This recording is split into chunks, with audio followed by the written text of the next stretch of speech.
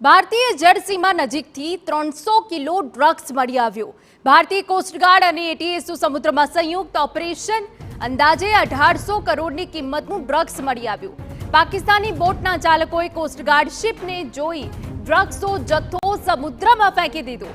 ડ્રગ્સનો જથ્થો સમુદ્રમાં ફેંકી બોટ અને ક્રૂ મેમ્બર્સ ફરાર થઈ ગયા।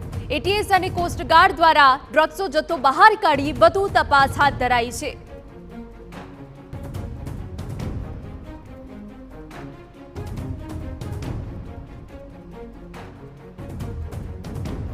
तो आ तरफ पोरबंदर पासेथी ड्रग्स झड़पाया बाद गृह राज्यप्रधान हर्ष संघवीनी पण प्रतिक्रिया सामे आवी।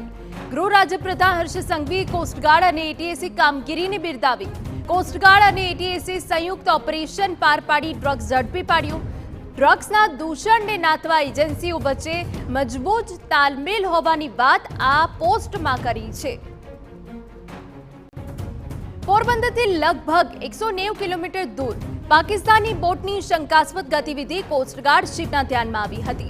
12 અને 13 એપ્રિલની રાત્રે કાર્યવાહી કરાઈ હતી। જો કે કોસ્ટગાર્ડ શિપને જોતા જ પાકિસ્તાની બોટના ચાલકો ડ્રગ્સનો જથ્થો સમુદ્રમાં ફેંકીને ફરાર થઈ ગયા હતા।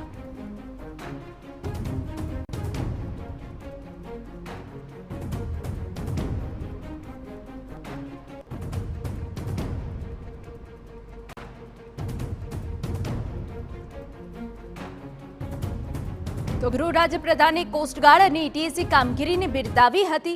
આપને જણાવી દઈએ કે ભારતીય જળસીમા નજીકથી 300 કિલો ડ્રગ્સ મળી આવ્યો છે, જેની બજાર કિંમત આશરે 1800 કરોડ છે। હવે આ ડ્રગ્સ કોને મોકલવાનું હતું તે દિશામાં વધુ તપાસ હાથ ધરાઈ છે।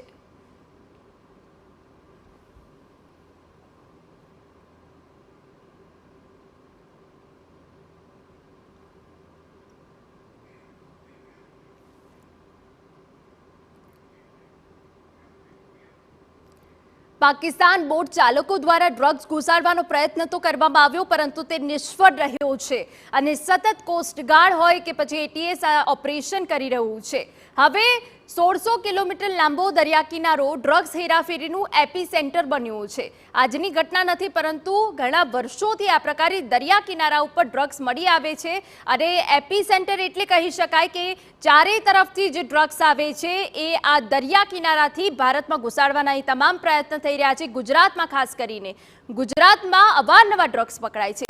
5 વર્ષમાં 70,000 કરોડથી વધુની કિંમતનું ડ્રગ્સ ઝડપાઈ ગયું છે અને 5 વર્ષમાં દરિયા કિનારા પરથી સંયુક્ત ઓપરેશન કરી રહ્યા ડ્રગ્સ ઝડપી પાડવામાં આવ્યું છે। 100 થી વધુ પાકિસ્તાની અને ઈરાની નાગરિકોની ધરપકડ થઈ છે। આજની જ ઘટના કે જ્યાં આજે પણ પાકિસ્તાની બોટ ચાલકો દ્વારા ડ્રગ્સ ઘુસાડવાનો પ્રયત્ન કરાયો। ગુજરાતમાં સરેરાશ દરરોજ 15 કરોડનું ડ્રગ્સ જપ્ત થાય છે।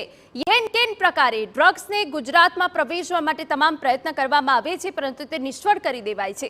5 વર્ષમાં અફીણ, ગાંજા અને કોકેનનો મોટો જથ્થો અત્યાર સુધી ઝડપાઈ ગયો છે। કોસ્ટગાર્ડ આ બાબતે સતર્કતા દાખવે છે, એટીએસ સતર્કતા દાખવે છે।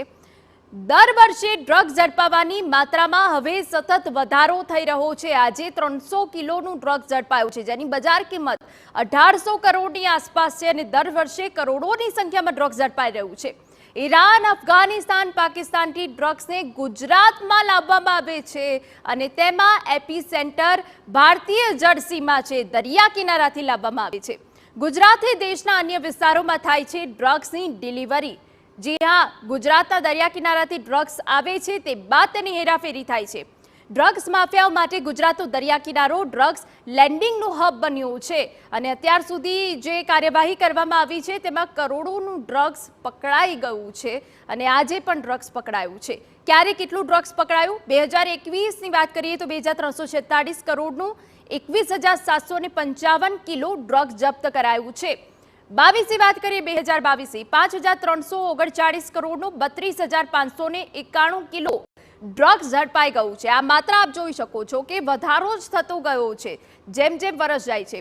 2023ની વાત કરીએ તો 1515 કરોડનું 23,499 કિલો ડ્રગ્સ ઝડપાઈ ગયું હતું, જેને પણ દરિયા મારફતે લાવવામાં આવતું હતું। હવે આ ડ્રગ્સ કોને સપ્લાય થાય છે એ બધો તપાસનો વિષય છે।